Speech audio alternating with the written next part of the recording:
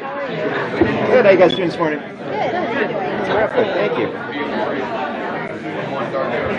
So what are you most excited for audiences to see with Cult?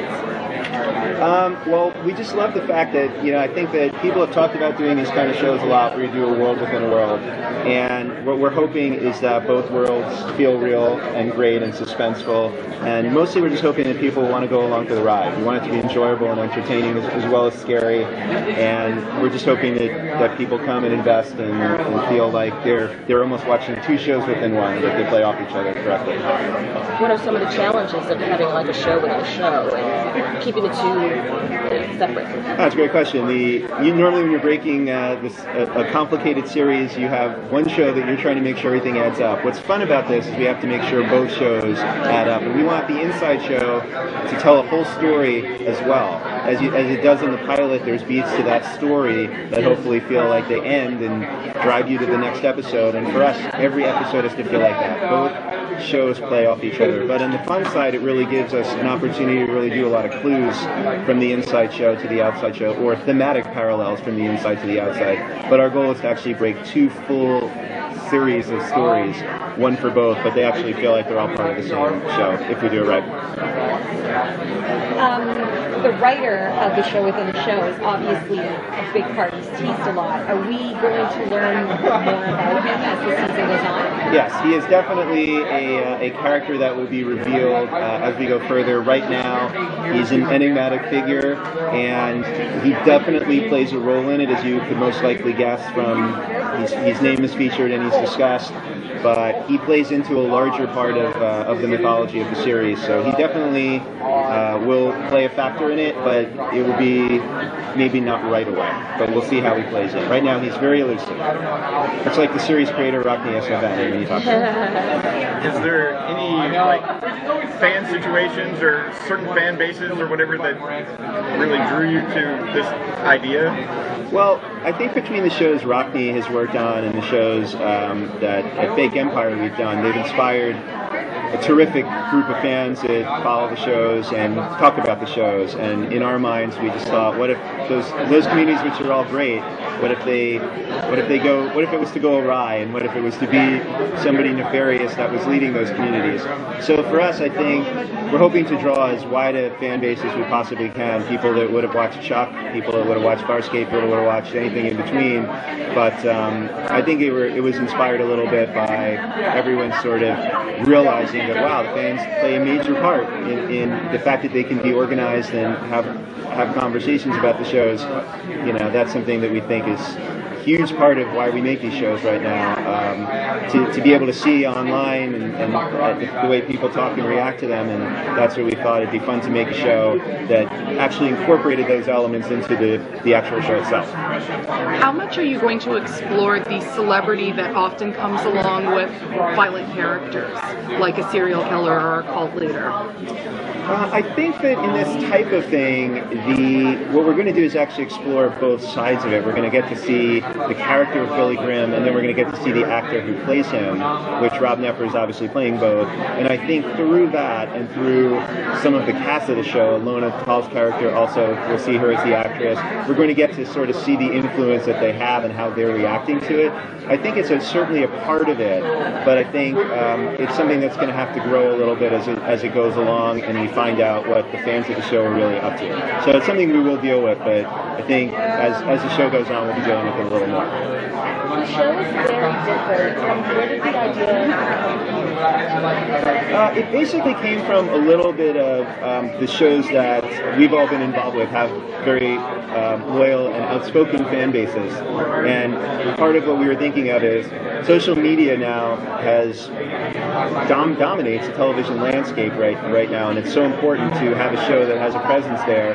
We thought it would be an interesting idea. Obviously, the creative is the most important thing. The content of the show is the most important thing. But we thought if there was a way to actually incorporate the passion of fans into the show, that it would be fun for people to watch a show about people watching a show. And the fact that the CW has allowed us to have the inside show airing on the CW, we felt was something that would be fun.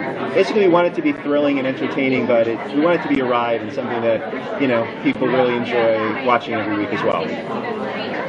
when it came to putting the cast together, what was it that drew you to so much of the nice ensemble cast you got?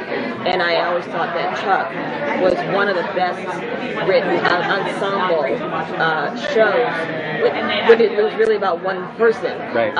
So was it tell us a little bit about bringing this cast together. Sure. I mean, for us, it's obviously the most important thing. We knew the concept was intriguing, but you have to want to follow everybody every week and be intrigued by them.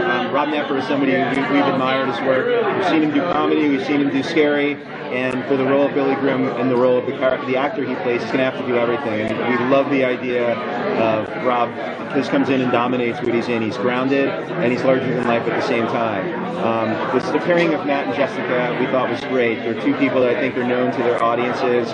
You know, Matt coming off Vampire Diaries. We like the idea that he was coming off of a CW show, but we think they're terrific. And Alona was somebody, even going back to Veronica Mars, that we thought, wow, it would be great to see her in this type of show, and she just gives you both sides. She'll give you, I think, the tough cop that we see in the Inside show, and then I think she gives you sort of some great vulnerability in the actress that we see in the Outside show. So for us, it was a dream cast, and if we knew at the beginning we would end up with these four as our series regulars, we would have been delighted. So it turned out great for us.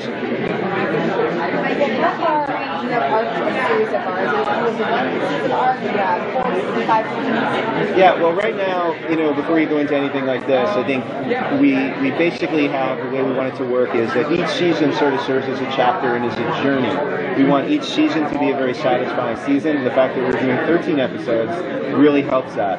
So every episode is going to be jam-packed with stuff. We don't have to hold back. So right away, even as recent as the second episode, we dive right in, and we want to keep going. Hopefully, the more seasons we can do, Rockney has 4 seasons in advance planned in terms of how he wants to tell those stories. So part of the fun or the advantage of Rockney having written the script many years ago is we've had a lot of time to think about how we want this to be done. So we're not jumping in saying, "Uh-oh, what happens next?" We know, but we're also excited to sort of roll as reactions come in and we see where everybody takes us and where the cast takes us. But each season will hopefully feel like a whole entity to itself that leads into the next season, which will capitalize on that. Would you like it to stay a 13-episode show and continuing in subsequent seasons? Yeah, as part of our discussions with the network early on was being able to do it on the cable model. We feel that audiences right now, myself for sure, you want to see 13 in a row. You really now, with cable, content or no content, it's great to be able to watch those episodes and invest in them. And even if you have to wait a while for them to come back, you're not waiting a while between episodes. And that's critical for a show like this. That's where all your momentum goes away. It happens sometimes around the holiday time. January happens, and on a first-year show, people remember they had other things to do. So for us, we love the idea of doing 13. We want it to be 13 every single time, and that's part of how what was great about the CW basically saying that's what we want too. We want to really have something to drive the audience together. So that was part of our initial discussions before we ever signed up to do the show. Matt was saying how it would be really cool to have the actual fans in the real world interacting with the show and to try to do some social media things. Is that something you guys are looking maybe to do? It's a big plan. I mean, it all plays into, I think, part of the fun of the show. And what we can do naturally, which again is why we all really responded to the premise of it. The network is very excited about the marketing of it because rarely do you have a show that feels natural the way you can market it. Right now for us on the content side, the content is 50% and the marketing is 50%. You've got to get out there. You've got to get noticed. You've got to get people in the door. It's an incredibly competitive landscape, and for us, doing this kind of show that stands out is really the key. It's the only type of show for us that we feel like we can really do and get people in the door. So we plan a lot of interactions, things that feel natural for the show, but nothing ultimately that takes away from where we want to go with the content of it. We don't want to ever feel like we're doing too much on the other side, that it takes away the content. The content has to drive it, and everything else hopefully will come along as a natural part of that. Do you plan on keeping the creepy suspense vibe? Yeah, that's very, very important to us. It always has to feel like when you're watching it, we want you to look around a little bit and say, what's going on here?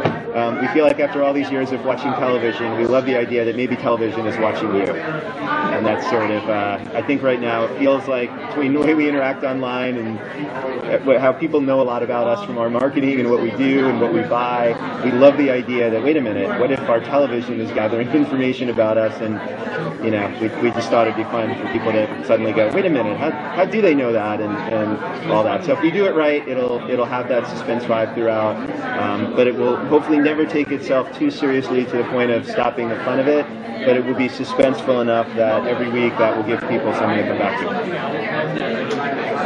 I was thinking about that you've got these two stories, and of course you do want to keep them separate, and I'm trying to imagine if there's ever a time where you want to kind of cross them. I mean, Well, in a way, it kind of does naturally, because you have the inside show, the outside show, and then you have the actors of the show interacting with our protagonists as well. So you'll see Jeff and Sky interacting with the actors.